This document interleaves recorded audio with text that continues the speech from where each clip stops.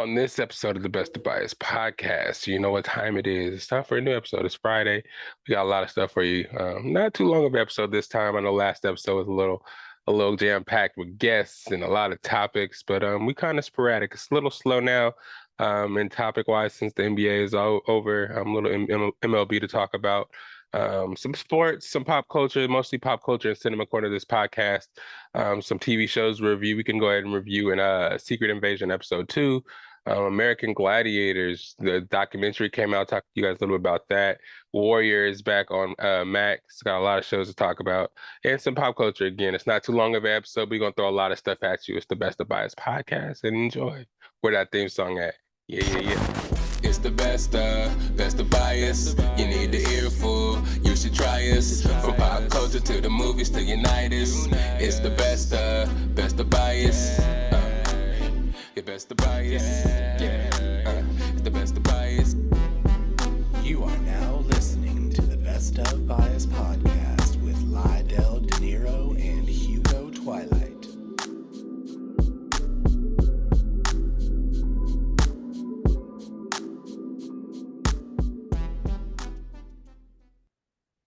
What up, everybody? It's the boy, Lydell Dinero. Welcome to another episode of the Best of Bias Podcast. It's Friday.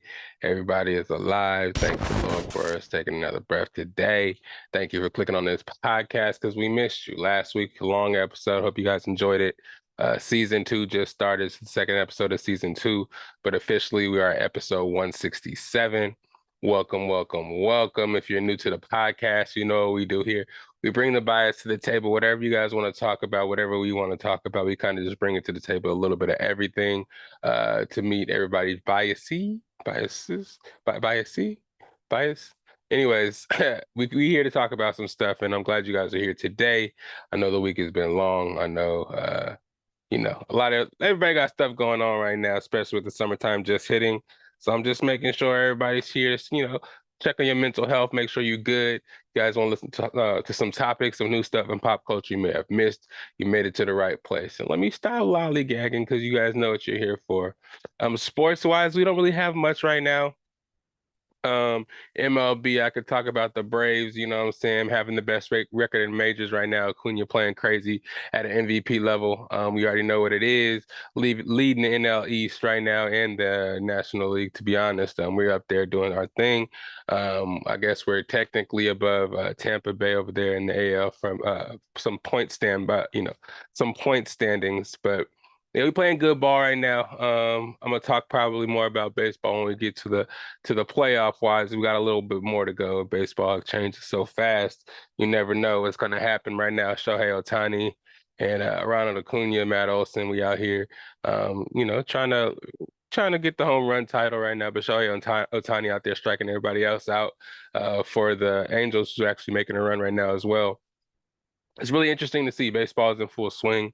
I'm not trying to downplay it or anything about like that, but I'm rooting for the Braves. You already know how I stand on that, but we don't really talk too much baseball on here.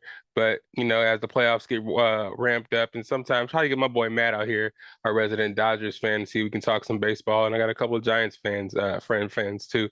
The Giants are actually beating the Dodgers for the division right now, right there behind the Diamondbacks. So I know they're excited about that. But as we get more into playoffs, we'll talk more about that. But again, fantasy's kind of at a low. I mean, baseball's kind of at a low right now. But the Braves 53-27, 9-1 in the last 10 games, 5-game winning streak. Yeah, we balling. But a little bit closer, something a little more exciting. Not to say baseball is not exciting, but football is on the way. Everybody knows, football is big on the podcast. We do fantasy football. We do weekly updates, especially of the Buccaneers. I'm a Buccaneers fan, so we're getting closer and closer to the NFL season starting. But before we get there, it's a lot of players, going down for this gambling thing, man. We just heard about the rules being changed or rules being put into place to make it clear. They didn't want these players out here gambling on themselves, gambling on the NFL at all, because the integrity of the game is too important. But we still steadily see a lot of players getting busted and getting 6 games at least suspension for gambling on themselves. I mean, they should get it by now. No, don't have your family do it, friends do it. They're tracking you down and making sure, that you're not able to make any money off of betting on the games, even if it's a little over under on yards or some little that you think is not even worth, getting suspended for. They clipping people for that. So no matter who you are, we saw Calvin Ridley last year. A couple players from the Colts this year. What's the receiver's name from the Lions? The young rookie receiver that played for Alabama that got hurt. He got suspended for like I think 6 games this season too, for messing around. But they're not messing around.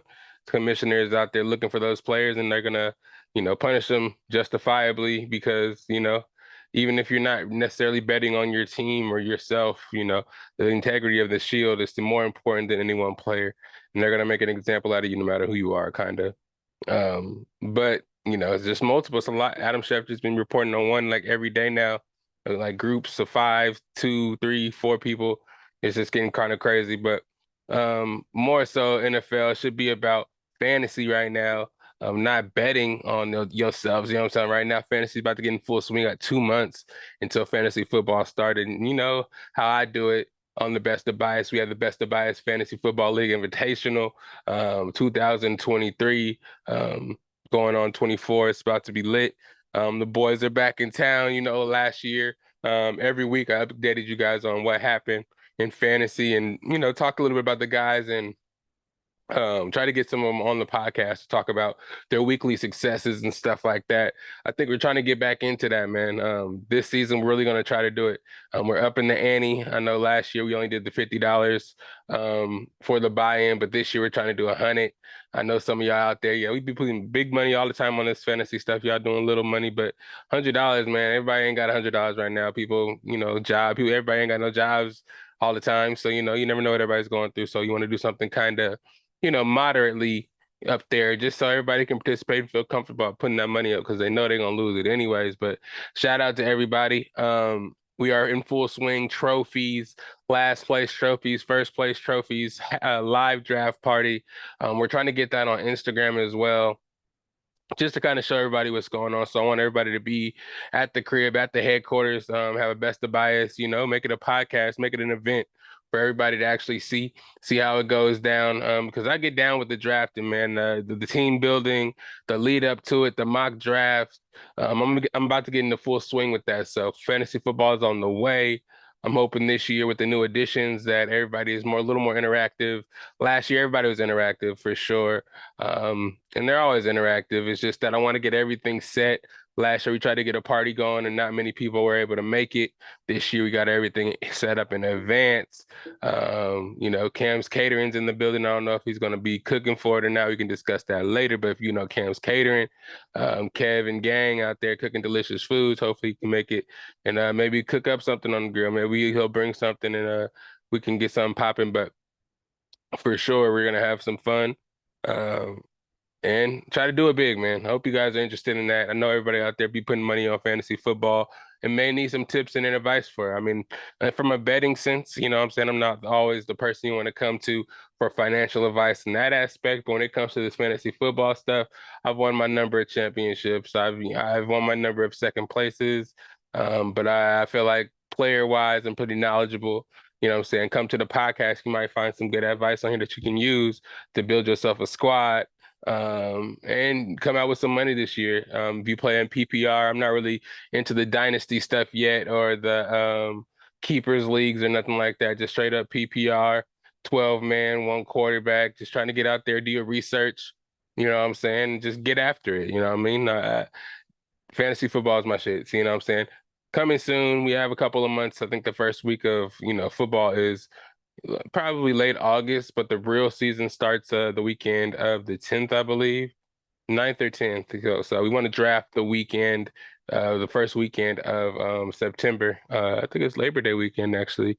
So it's going to be cool. So we might get something good for y'all for the Labor Day, for that holiday. For y'all to check out, maybe take some notes and draft the way we draft. You feel me? So that's what's up. The match, man. We're watching right now. If you recording this on a Thursday, so if you're watching right now in Las Vegas, we got Klay and Steph Curry versus Travis Kelce and Patrick Mahomes in what's called the match. We've been seeing it in a couple of years now. Last year, I think it was Tom Brady and somebody versus Aaron Rodgers and somebody. And then a year before, I think they had who was it was like Charles Barkley and Phil Mickelson versus Peyton Manning and somebody else. I forgot exactly who it was. But anyway, it's pretty much a celebrity golf match. Golf is actually making a big impression right now. I don't know, ever since the Live and the US, PGA stuff. We've been hearing a lot about golf in the news, but ever since then, a lot of the events actually have been making kind of good waves. I mean, it's the same stuff as every year. I think this year they did a better job of promoting it. A lot of the new faces of golf, I wouldn't say actually golfers, but people that are bringing attention to golf, are doing a good job because, any age, can be good at golf and actually enjoy golf.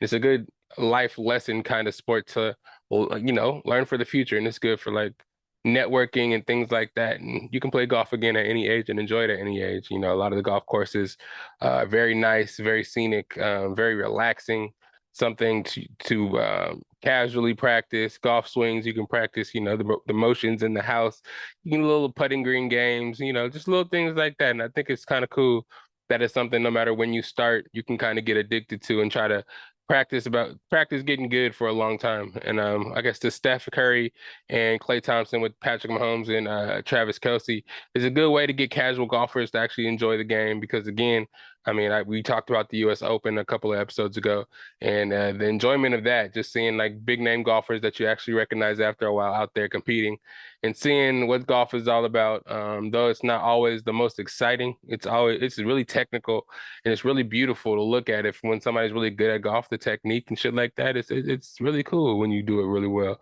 It's nice to see the swing, the follow through, the gratification of the ball landing hella close to the hole or where you actually want it to go after practicing for so long because it is something that you have to practice at to be really good. And once you are, I feel like it's really, really gratifying to see your game grow. It's like going to the gym and working out and lifting weights. Like the more you do it, the more your muscles grow. And I feel like in golf, the more you do it, go out there and practice, the more you're able to, get good at it, muscle memory, and just swing and just have a beautiful game. So it's really cool to see. And it just ended now.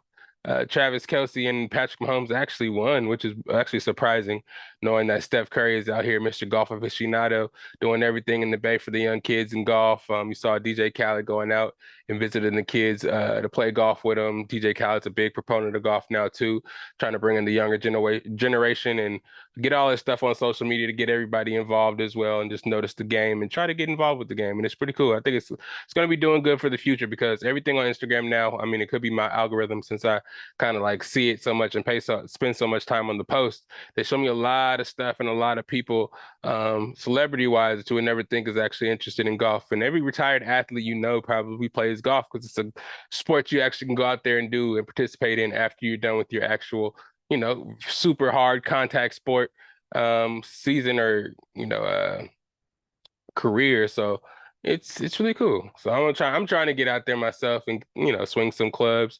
I got some golf clubs I need to dust off and see what they do, you know what I'm saying? Go out there and try to be great. Young Tiger Woods out there on the putting green, you feel me? So yeah. It was a great little thing that they do every year for charity. They made a bunch of money for charity and got their personalities out there, got the getting the casual golf crowd to kind of see inner kind of interactive aspect of what golf is like when you go out there and play casually with some friends. They're talking mess over there. Draymond Green, Von Miller were there too, talking mess to the opposite side was basketball versus football. So it was a little friendly competition, and Travis Kelce surprisingly was the best one out there swinging, man, knocking stuff in the green. From the tee offs were beautiful. Yeah, they're knocking the ball everywhere. Don't get me wrong, they're nowhere near professionals, but surprisingly, Travis Kelce, the big tight end dude, the brooding guy that you didn't really think is going to be the best at golf, actually was out there doing his thing. Steph did good too, and Klay Thompson didn't help him too much, but yeah, it was pretty cool to see that. People out there that are professionals and other things go out there and practice golf. And though they're not pro at it, they go out there and actually, practice, and 6 months of practice and a lot of practice can get you good at anything when you have the athletic itch, you know what I'm saying? And you're athletic like those guys. Yeah, it's interesting to see Steph because you would think Steph is just dead eye on everything accuracy wise because he shoots and plays basketball that way. But you can actually see it out there. Watch some Steph Curry highlights. He's out there balling. But that was pretty dope. But that's pretty much it for sports. Not really that much for sports, but just wanted to plug the fantasy football league. This, stop gambling, NFL players. You guys, you got a lot more to play for. You don't want to get suspended, miss those game checks. The NBA is in full swing as far as trades and stuff being made. After the draft was over, we see people making moves, picking up their player options and stuff like that.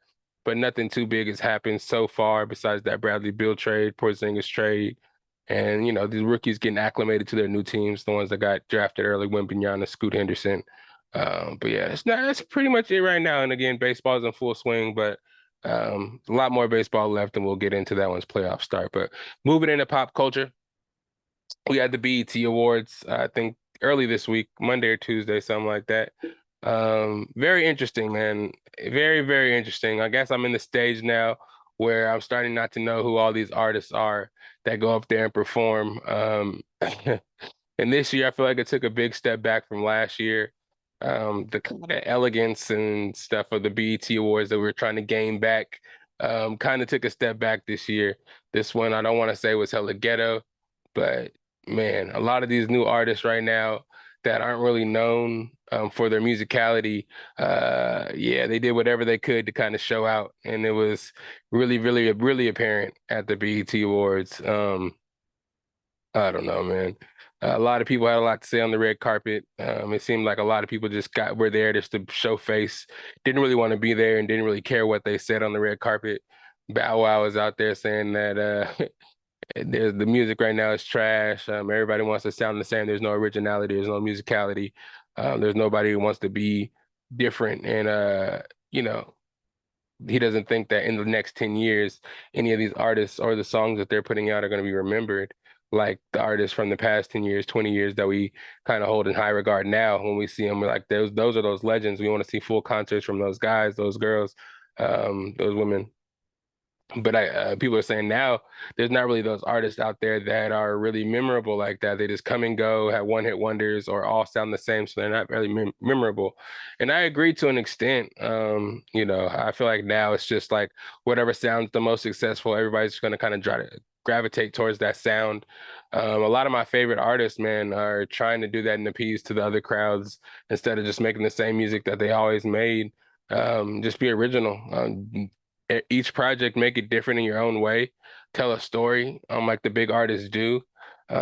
Just but now people just drop music for the sake of dropping it, and sometimes you can really tell that it's not really new music. It's just music that they put out that didn't make albums, that are just mixtape songs.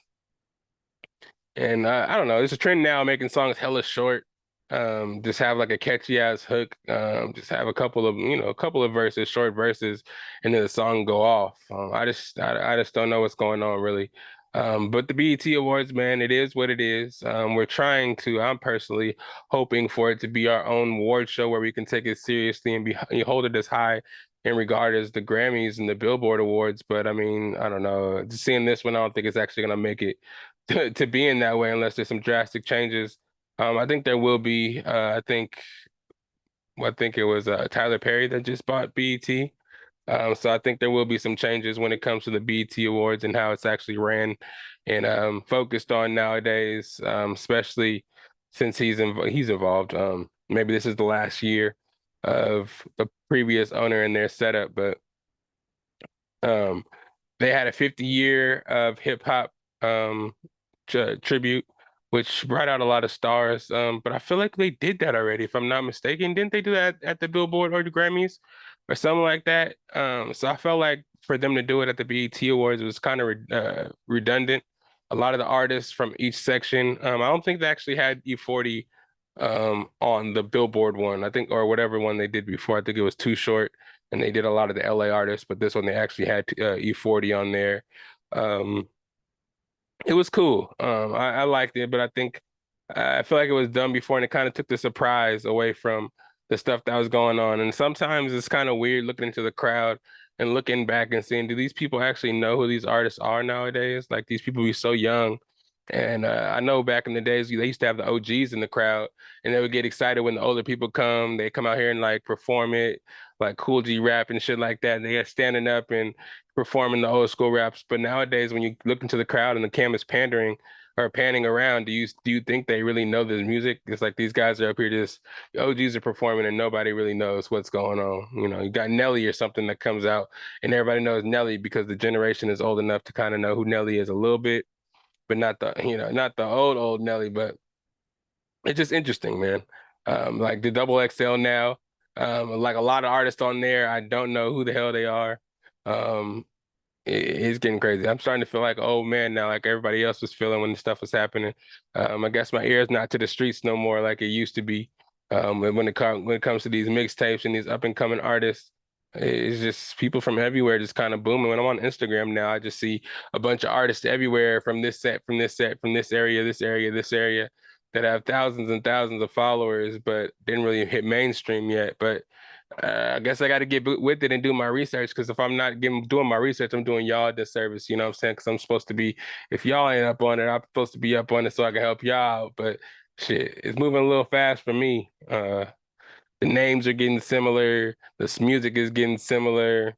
Everything sounds the same now, man. I feel the artist when they say that. Busta Rhymes there got a award for the Lifetime Achievement. Shout out to Busta Rhymes because he is one of those artists that's kind of at the brink, you know what I'm saying? Where me personally, I'm a 90s baby. He was like a little early in my day, but he's just old enough to where the younger people of generation now come turn on the BET Awards and actually know who Busta Rhymes is. So I think the timing is right for that. Um, it was cool seeing him perform and go through all his music and his medley of songs and stuff and the people that he brought out. It was tight. Coyle Ray was up there. Starting to like Coyle Ray as a performer. She's out there doing her thing. At first, I didn't really know what she was gonna be, but I think she's out there doing her thing. She's a great performer, and maybe the music can do a little less sampling and just kind of do some original music now. Because that's one thing that I'm kind of getting tired of too. Like, let's get a little bit of originality. Everybody keeps remaking songs and just trying to sample old popular songs for them to go out and put it out and make some money off of. The one I'm really kind of mad about is the one with the Metro Boomin Weekend. I don't want to know. It's like they just really just redid a song word for word and put it out, and all the youngins can kind of think it's the weekend now and don't even know about Mario Winans. You know what I'm saying? Like I don't know, man. It's just weird. The game is in a weird place. Busta Rhymes, when accepting his speech, he's like, all the petty little beefs. We gotta, turn them down, make some money, get back to making money because hip hop, is kind of, and it just kind of has a negative light in the media, man. It's like everybody thinks rap now has to be about doing drugs, shaking ass, how much money you got, how much jewelry you got, and the camaraderie is down. It's like most of the music we hear is about shooting each other and killing each other. We need to change that and get back to music making that'll make people move and just kind of bring a positive light back to hip hop because we make a lot of money over here. One of the highest listened to genres is we're doing ourselves a disservice by spreading negativity and acting upon it and sending all our rappers to jail just over street politics and stuff like that, which is kind of crazy, man. It is true. It's like we are building ourselves up to tear ourselves down, especially in the rap game. Either you get in rap beefs and somebody takes you out in that sense, or you get too rich and too braggadocious and somebody tries to take what you got.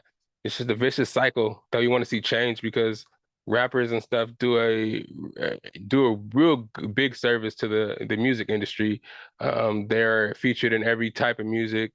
They're influential to every other type of music. So, I mean, I just feel like, especially when the rappers get on the roll, is when people expect them to get taken down. So I just want positive hip hop to stay in a positive light, and everything just get back to making money and making music, and bring back the individuals, individuality like we had in the early 2000s, where we had a bunch of artists that had a bunch of solid different fan bases, and not everybody make the same sound, and we just lose the artistry. It's just getting kind of crazy, man.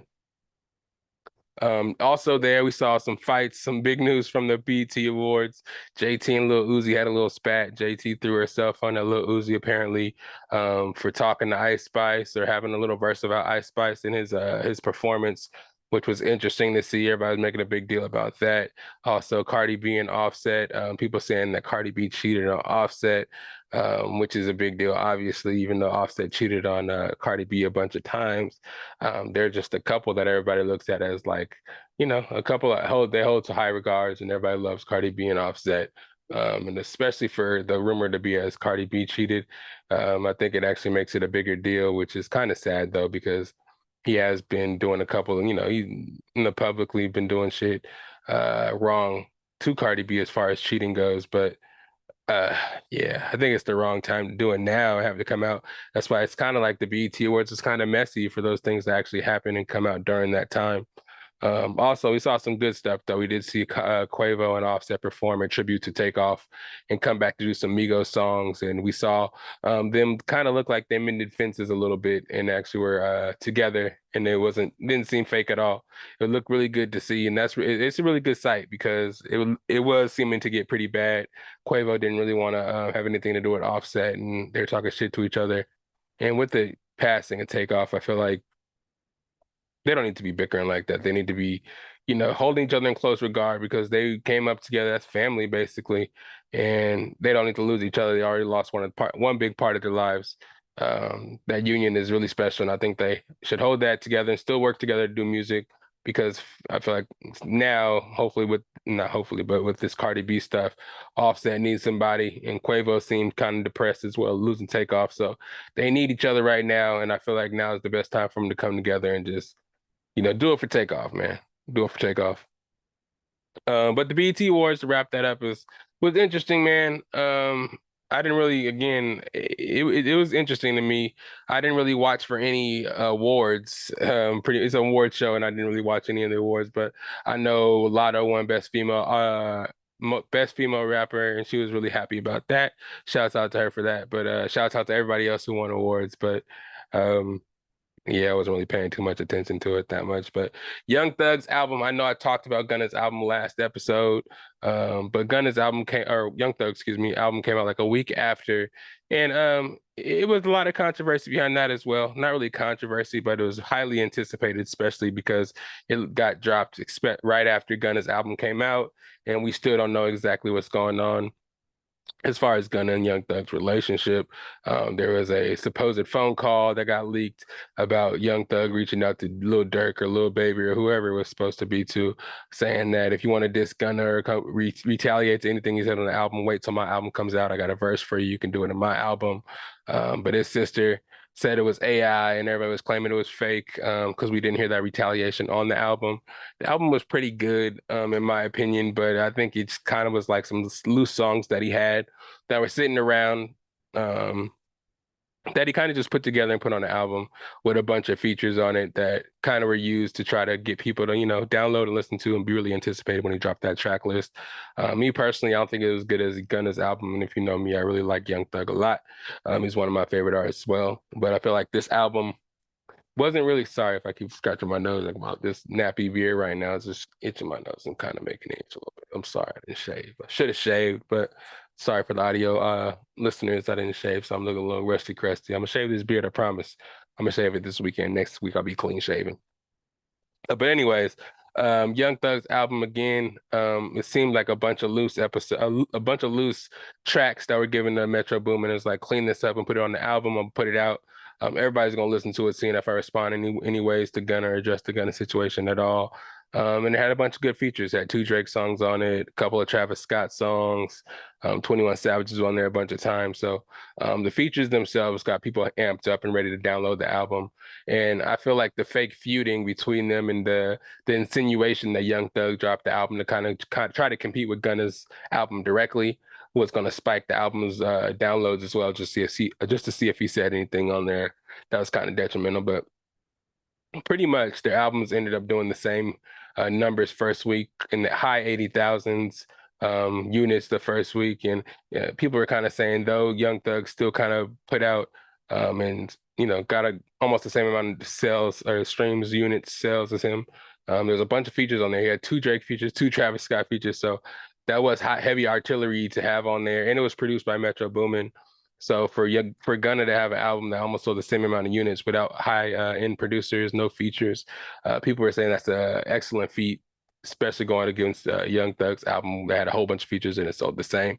Either way, I feel like Young Thug and them are gonna make some money, and I think they're using the beef that nobody really knows about as a marketing ploy to actually sell more units, and it's doing its thing. And Young Thug even dropped a deluxe, not really a deluxe, a couple of weeks later, had a couple of extra songs on there that I think actually helped push the unit sales as well. So I'm not sure how it works. I'm not too industry with it, but Young Thug's album's out right now. Business on Business, Business is Business, I think it's called. Gunna, A Gift and a Curse is out right now. Listen to both of those, and you be a judge for yourself. I like them both, but I like Gunna's more, of course. Young Thug had a 17 songs strong. I didn't like every song, but he has some slappers on there. Again, I think it's just songs that he put out while he was in jail. He makes songs really fast, I feel like. So I think these songs were some stuff that he had sitting there that he can put out to make some money while he's fighting his case. So either way, it's good music. Go listen to them. Yeah. Let's move on to this Ocean Gate submarine update. Sadly, everybody on I forgot exactly what the sub was called, but it was found that they all died. Rest in peace to everybody involved. Um, I got the names here: Harnish Harding, Shazada and Solomon Dawood, Stockton Rush and Paul Henry, Nargiolet. If I pronounced their names wrong, I'm sorry. Just prayers out to their families. They said that the submarine imploded after they ran out of air, and yeah, it destroyed and they're killed instantly in the implosion. I read some stuff on it, and they're saying that the implosion of the submarine, like when the pressure starts to kick back from not having any more oxygen, it gets as hot as the surface of the sun inside there, and it fried them alive before the submarine actually exploded. And they said it probably turned their bodies into gel, like a gel that rose to the top of the water. And when they said they found remains of the people, that's probably what they found. It's sorry to get so graphic, but that's what I read. It's like if they were to find remains of these people, it'd probably be like some kind of gel-like substance that rose from the bottom of the ocean, and as it passed through a whole bunch of stuff on the way up, that's what they found, which was crazy. And they also found the wreckage of the submarine as well. Again, I don't know exactly where, but there is a lot of people out there that are kind of like skeptical of the whole thing happening anyways. They just kind of feel like it was a distraction from real shit that's happening in the world, but you can't really prove everything or make everybody believers. But I mean, there's pictures and families of these people that are saying that it happened, but there are people in the media that are saying that it's a fake story. Nobody was really in the submarine, and none of this really happened. So everything that's happening now is fabricated, and they're just putting it into the news to kind of save face. But I don't know, man. There's lives that were presumably lost. So either allegedly people actually really went down there or not. I'm still gonna say prayers out to the family, because I feel like it's not gonna be some kind of made up stuff just to get people to get distracted. Um, but there's some crazy stories about the sub, and in general, they use a $20 controller, PlayStation controller to control the submarine. It had no windows. Everything that they were looking at actually through the sub was through a computer screen. And it wasn't the safest expedition to take. I mean, I wouldn't have took it personally. I don't know, anything down under the water. I'm not really too fond of scuba diving, none of that shit. I'm good. So for a submarine to go thousands of feet down under the water to try to see the wreckage of the Titanic, yeah, it's a little wild. I just watched the movie, you know what I mean? I mean, there's people out there claiming that they did the expedition like hundreds of times. James Cameron saying he did it a whole bunch of times or whatever. I just feel like it's still wild, man. Either way, it's these people going out here trying to get these cheap thrills. I mean, I wouldn't go to spend $250,000 to go in a submarine underwater. I would, if I want to do something like that safely, I would expect to pay like 1 million, something like that. You know what I'm saying? I'm not trying to go on the submarine voyage for cheap. I'm trying to get the most protection I can, crane me to a boat with a rope to be able to pull me back up. You know what I'm saying? Have the super safety provisions. I'm good with just going 10 feet underwater. I ain't got to go super far past the sharks, past the giant squids and all that shit, man. But I mean, again, prayers out to the family. It's just sad to know that everybody died, man. I thought we would be able to find them, our technology and stuff, would be able to find the people that were actually in the submarine and bring them back. But I guess our technology hasn't come that far. I mean, there's so much of the ocean that's so unexplored. Anything could have happened under there, and we wouldn't know. But it's sad. It's sad. It's sad to see. And again, RIP to the families and everybody. Please treat the ocean like, treat the ocean well. If it's something you feel like you shouldn't be doing and you have to second guess it, don't do it. I mean, if somebody took a kid down there, you know what I'm saying? It's like decisions, decisions. If you're rich and got a lot of money and want something to do with it, go donate it to a charity or something. Get a rush out of that. You know what I'm saying? And watch the Titanic on film. Because man, I don't want to hear about nobody else getting in a submarine and trying nothing crazy like that just to do it. That's just it's the wild concept. You know what I'm saying? Something went wrong with the Titanic. That's why it sank. You don't need to go down there and check it out. Find other ways. Jonathan Majors update. Jonathan Majors update. Just a little. He's in the court right now fighting his domestic violence cases that we talked about a lot on this podcast. There's just some new evidence that came out that I think Jonathan Majors is using to clear his name of the domestic violence charges by his ex-girlfriend.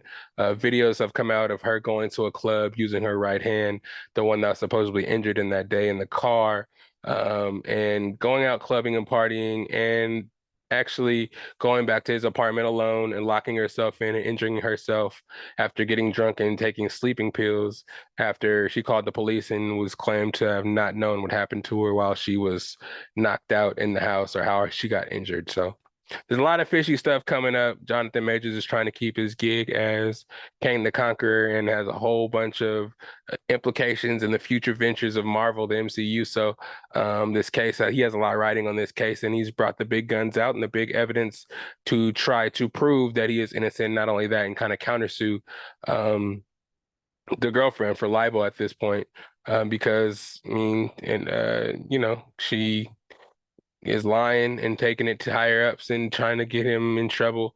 And that seems like he has to fight hard to, you know, find himself innocent. So I feel like if it's that hard and he's spending that much money on lawyer fees and he really didn't do it, why not sue to try to get some of that money back? Because this evidence seems kind of damning for the girl's case.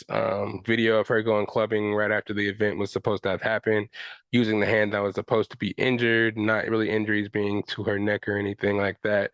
And then her going home to Jonathan Major's apartment, him being locked out and having to get a locksmith to get in the house, and just seeing her knocked out in the closet from being drunk and sleeping pills, I think is going to be kind of helpful to his case, and he might be able to get out of it.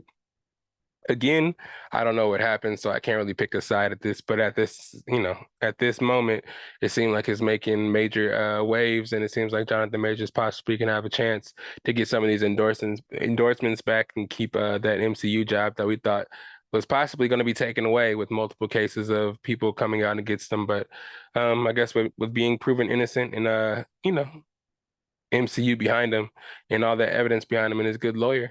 He's able to do it. And he said the driver of the car that they were in when the argument happened is a witness as well that they're bringing to court. So there's a lot of stuff going on that's going in Jonathan Major's favor at the moment. So we're going to see. But again, prayers out to everybody involved. Everybody just be level-headed and keep your hands off each other. Love each other, man. If you're going to drink alcohol, just know not to be acting crazy. You guys are adults. If you can't handle alcohol, don't be around each other. Don't drink. You know what I'm saying? Because you guys both want to live happy lives and, being able to flourish in your abundance of celebrity and cash flow. Just why are you acting crazy?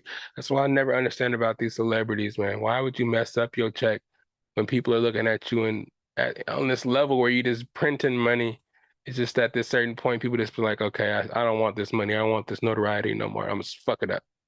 But hopefully Jonathan Majors is doing well, and I mean the girl too.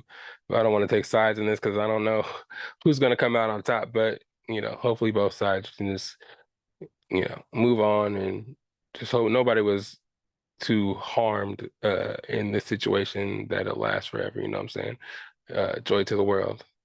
Feel me? Comic-Con's coming up July 20th through 23rd. Sorry, I can't be there. I wasn't on the raffle list to get there. People were worried with the writer's strike and a bunch of the stuff getting pushed back. There's going to be less announcements there, a less presence by the movie theaters making the special announcements and the celebrities not coming. But it looks like it's going to be still going full force. the actors, Disney, Marvel, everybody, all the Funko people are going to be there.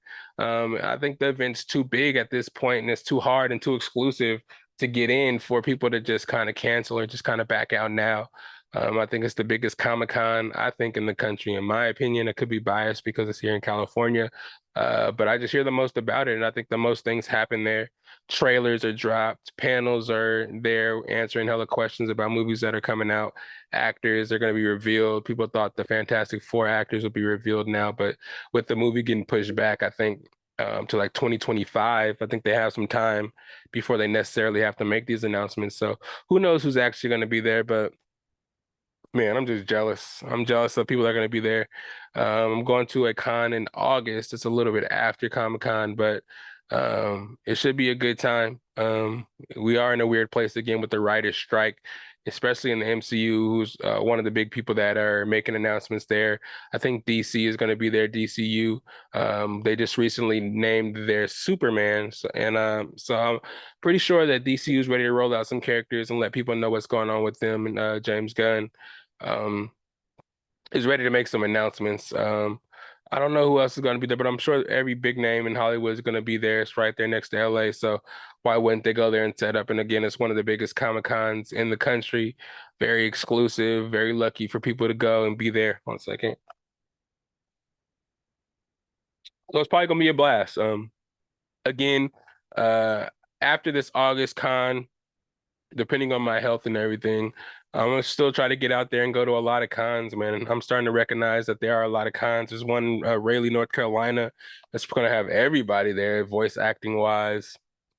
Uh, Shamik Moore is gonna be there, the voice of Miles Morales from Across the Spider-Verse, Into the Spider-Verse. So it's be a bunch of people that I'm missing out on. I know the travel expenses and prices are probably crazy out of this world, but it's just cool to see how many cons are spread out around the country and how many actors and voice actors are actually making the trip.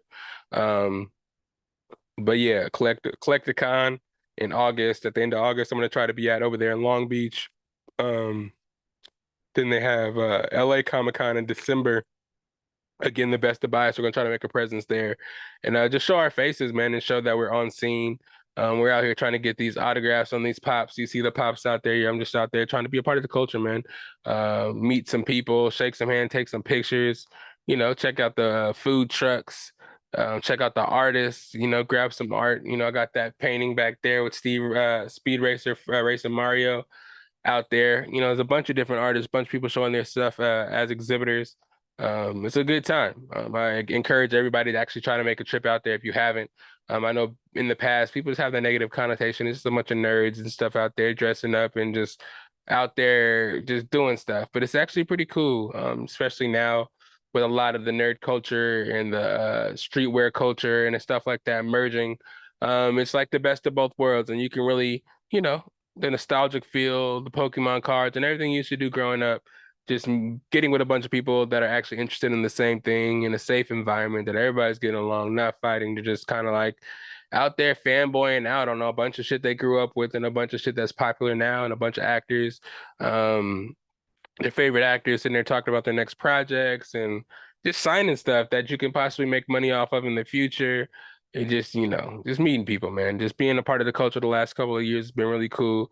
And again, I encourage people, if they want to get out of their norm, get out of their shell a little bit, go visit, man. You'll be able to see a different side of yourself, see a different side of society that's not so serious all the time, that can take a weekend off to kind of enjoy themselves and let their hair down and be somebody, or fan out on some stuff they're not able to do every day of the week when the hassle of the work week and the hassle of real world and real life. So it's something different to check out. But Comic-Con, SDC or SDC, San Diego Comic-Con, SDCC, July 20th, July 23rd. Y'all enjoy if you're going.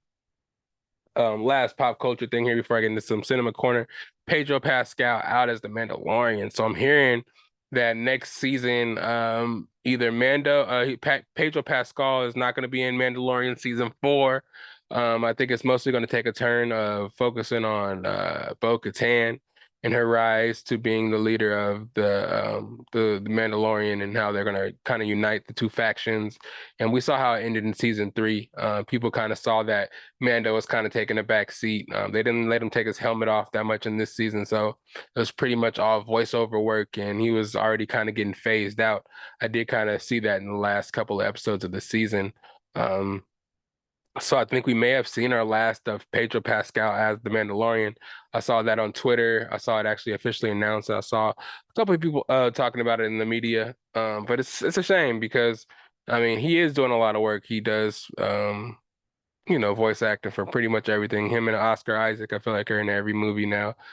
So his running as the Mandalorian may be coming shoe in, but I mean, there's still the DCU, there's still the MCU. I'm sure that he can make a transition into Last of Us is still around. I think he'll probably be in at least the first half of the second season as Ellie is growing up. So I think he'll be able to do things over there. But I mean, I really enjoyed him as Mando the first three seasons, and the season we saw him in Boba Fett. I think he did a good job. Um, it's cool, man. I don't know if the Mandalorian will be looked at the same without Pedro Pascal being in. I think he brought a certain swag to the Mandalorian that kept everybody interested, just though his calm, cool, collected tone and just the way he carried himself. It was pretty dope. They did a good job developing the character. So for them now to take it away and kind of give it to Bo-Katan as the main star is kind of weird, but it's something that we'll probably learn to accept over time. But Pedro, excuse me. Oh man. Thank you for that. Thank you for your performance. And if you move on to something else, I'm sure I'll enjoy it because you've been a very enjoyable actor to watch. You know what I'm saying? So I'm sure anything you do from now on is probably gonna be great.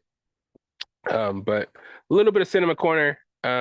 Just a couple things here. If you guys haven't seen the new documentary on American Gladiators on Netflix, I forgot exactly what it's called. Muscle and something, but it's about the early 80s, I mean, excuse me, late 80s, early 90s show American Gladiators, where they put buff-ass bodybuilders in competitive events against like kind of contestants that kind of come and do sports or physical things against them. It was an interesting concept because they just got buff-ass bodybuilders and just told them, hey, come here, we're gonna have a bunch of people just fuck you up and just kind of fight against you and try to have you compete against them over and over and over for a little bit of money. And you can just be hella popular and get hella notoriety on TV. And I don't know, I guess early 80s or late 80s and early 90s, that's what the hype was. Get into LA and just become an actor, become a face, and just kind of live off that. And they kind of took advantage of a whole bunch of people that wanted to live that dream.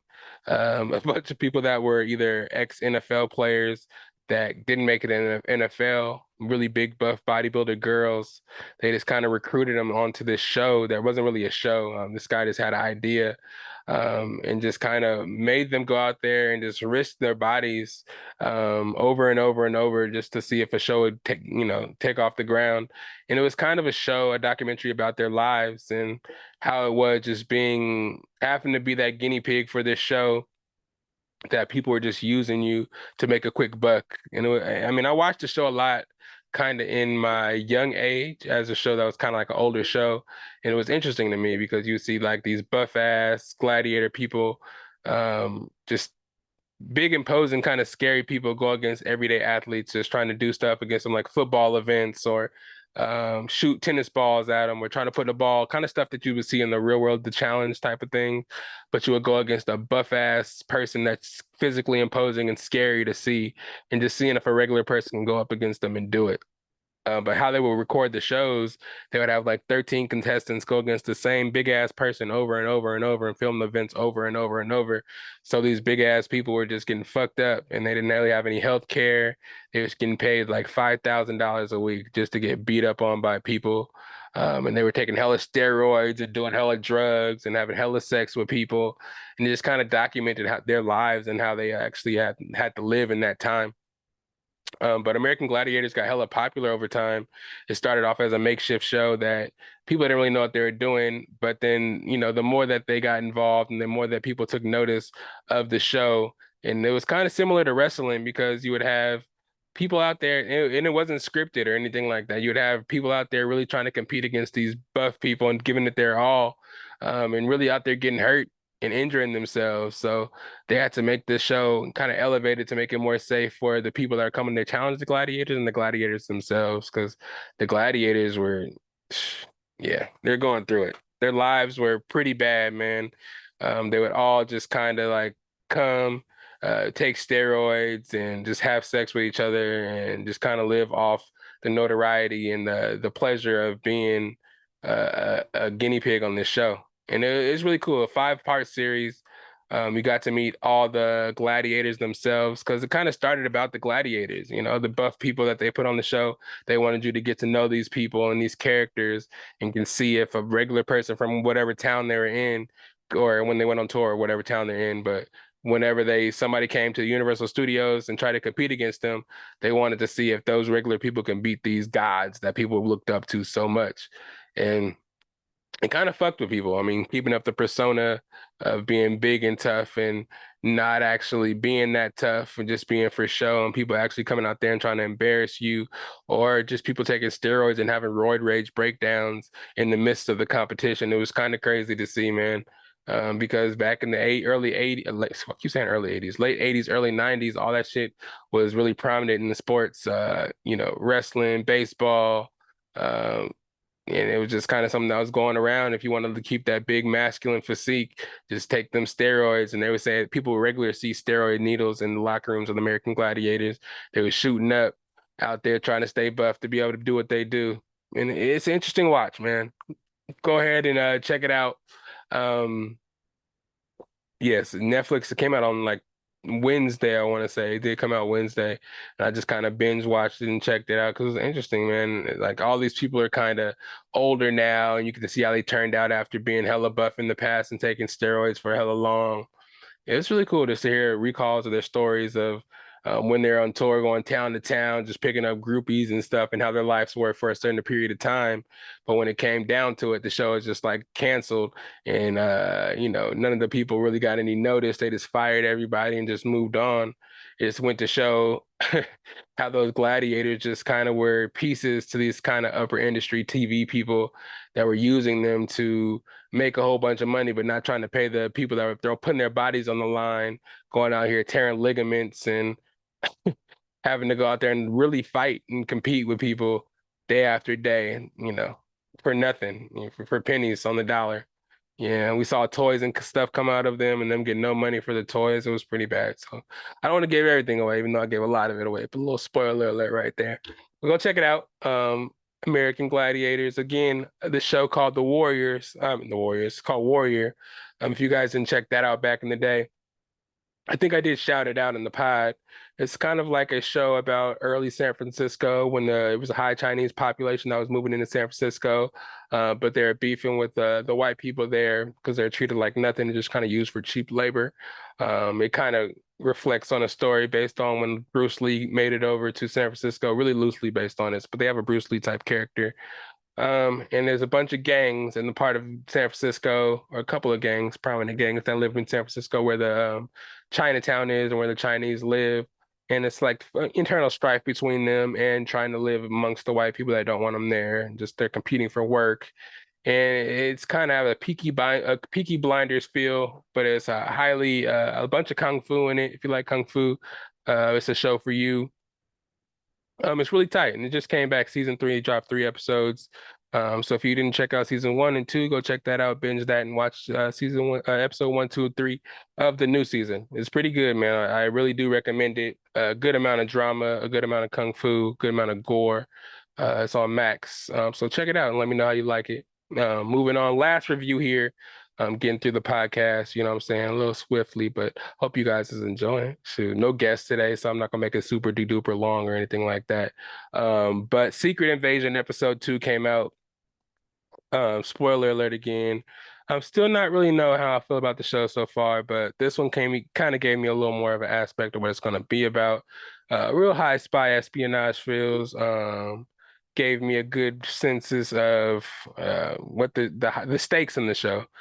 We saw that there's a million scrolls that infiltrated the world, or I guess the whole world, while everybody was blipped and snapped off into space or whatever. And the scrolls took prominent positions in power all over the countries and all over the world. So we know that the scroll invasion is real and it's kind of crazy out there. We see that they can be shot and killed by regular weapons like that, so they're not super resistant to anything like that. But they can change into anybody, and that's going to be kind of like the thing of the show. It's like we're not going to know who's who or what's what, but we're going to know that, what happened is Nick Fury, some backstory about how he failed to find them a planet and then he got blipped and what happened in the meantime. Talos is kind of explaining to him everything that's kind of going on, and it's interesting. It's getting interesting. Garrick's is that what the main bad guy's name is? We're seeing that he don't really give a damn. They know that, he knows that these Skrulls have infiltrated. He's part of the infiltration. And he's trying to take his stance and kind of have the countries and stuff go against each other, kill all the humans off, and have the world just for Skrulls because they can, live under the radiation of the bombs blowing up if all the countries blow up each other and shit like that. So we're seeing a little bit about that backstory. We're seeing Talos's daughter Gaia kind of be a bad guy, but kind of follow the traces of the actual bad guys to kind of try to see what's going on. And she's probably going to try to prevent anything from happening. I'm not really enjoying how War Machine Roddy is kind of acting towards Nick Fury. Is he a Skrull? I don't really know. We never know who's who in this. So it's kind of interesting to see everybody kind of turn their back on Nick Fury when what happened to him was kind of out of his control. You can't really control everybody being blipped. Thanos happened. And it's not really Nick Fury's fault for that. But he did make a promise to them that they would find a new world for them. And him disappearing, I guess, did cause internal strife between the Skrulls and stuff like that. So we're still kind of warming up to the show's plot and what's actually happening here. I'm still interested to see if we are going to see any heroes in it. War Machine actually hinted at putting on his suit and carpet bombing people. That was supposed to be kind of funny. It's still trying to give these kind of racial undertones to kind of throw racial jokes in here to make it funny, but we'll see, man. It's not really much to say about the second episode because I don't really feel like much happened. We do see Nick Fury taking backlash for the bombings that happened in Moscow. We saw Maria get buried and her mom telling him to finish what happened and not let her die in vain. Did she really die? Was she a Skrull? So that's why I'm like kind of confused about everything in the show. It's like, are these people really dying? Is this even really Nick Fury? Is this even, is any of this real? So to me, I think more stuff has to happen before I can make a really big stance on the show and see how I'm feeling about it. But right now, it's okay. That's how I feel. It's like it's all right. You feel me? But I think it does need to take more steps. I want to see Nick Fury do more shit because the show's about Nick Fury, but he doesn't really do nothing. I know guns are going to be used, so a lot of people probably can get shot and stuff in this show, which would probably make Nick Fury a little bit more useful. But combat-wise, Samuel L. Jackson is pretty old, so I don't know how much hand-to-hand combat's going to actually happen. And if he's not going to do it, who's going to do it? So you got to kind of show me what's going to happen in the show. And that's my Secret Invasion episode 2 review. Hopefully next week, next Wednesday, they give us a little bit more. Again, I know I was talking to Damo about it too. He was like, still ain't nothing really happening. The show's not really popping at this moment. And right now it's highly anticipated right now. And it's taking, this one is kind of action wise and story wise, this is behind Falcon and Winter Soldier in my opinion. And that's the one that was kind of people didn't really like too much. But I think it still has some time, 4 more hour episodes, and we'll see what's gonna happen. But that's the end of the episode this week, man. I didn't really have much to say on this week, but hopefully you enjoyed it. The pop culture that I got to spread around, the sports I got to spread around. Best of Bias Invitational Fantasy Football League, really soon, really soon. You guys are gonna hear a lot about it, man. I'm trying to do it the right way this year and just, make it worth having some of the boys on and having some of the talk about fantasy football be live because I know fantasy football, when it's the end season, they get a lot of taps in social media and podcast listens. So we'll try to feed that fancy too. Pop culture still gonna be coming. Guests still gonna be coming. Season 2 is in full effect. Thank you guys for being here on Friday. Enjoy your 4th of July weekend. If you're doing anything this weekend, stay safe. I know the holiday is on a Tuesday, which is kind of weird, but enjoy the weekend too, because I know everybody's getting out and barbecuing and doing some fireworks this weekend for it. Merch is still available. You already know the Best of Bias. Hit us up. If you're looking for me, you know where to find me. SAC_Lydell. Patrick_Lydell on the Snapchat. SAC_Lydell on the Instagram. Anywhere you're looking for the podcast, just type it in. Best of Bias Podcast. You on YouTube, 167 videos. Not all videos are on YouTube. but a good amount. 100 plus videos with clips and everything to show the videos. If you guys don't want to digest it all together, we do have shorter clips of the videos, but this one is nice and short and probably digestible for y'all. Merch again, hit me up anywhere, Instagram, Snapchat, YouTube. Just let me know. Like, share, subscribe on YouTube. Let your friends know about it. We're trying to get to 500 followers, so we can start getting monetized on here. Me and AK do a lot of work on the videos and getting the audio out to y'all. So just help us out real quick. Like, subscribe, tell a friend, tell a friend, and tell a friend, and get you some merch as well. I'm saying? New summertime merch is coming soon. New t-shirts, new hats, new designs coming real soon. I know I've been saying that a lot, but the fam is out of town right now. But once I get the hats back in order, we're gonna get it manufactured and show you out the new samples. But it's the best of Bias. Thank you guys for being here. Thank you guys for always being the family. And if you're new, don't forget to hit that bell so every time we drop a podcast, hit the notification so we pop up with it. Thank you guys for being so supportive. I know the content's been a little slow lately in the last couple of weeks, and I wanted to apologize for that. But we're back with season 2 in a bang, and thank you guys for being understanding of my situation. So I'm always gonna try to be here for y'all, but if I have to miss a week or two and drop a little bit later, you guys know why. What I'm saying? I'm trying to get healthy out here, but that's no excuse. I'm out here for y'all. It's the Best of Bias podcast again, where that theme song at. I love y'all, and we'll see you next week. Happy Friday, and enjoy. Yeah. It's the best of Bias. You need the earful, you should try us. From pop culture to the movies to Unitas. It's the best of Bias. The best of Bias. Yeah, it's the best of Bias. You are now listening to the Best of Bias podcast.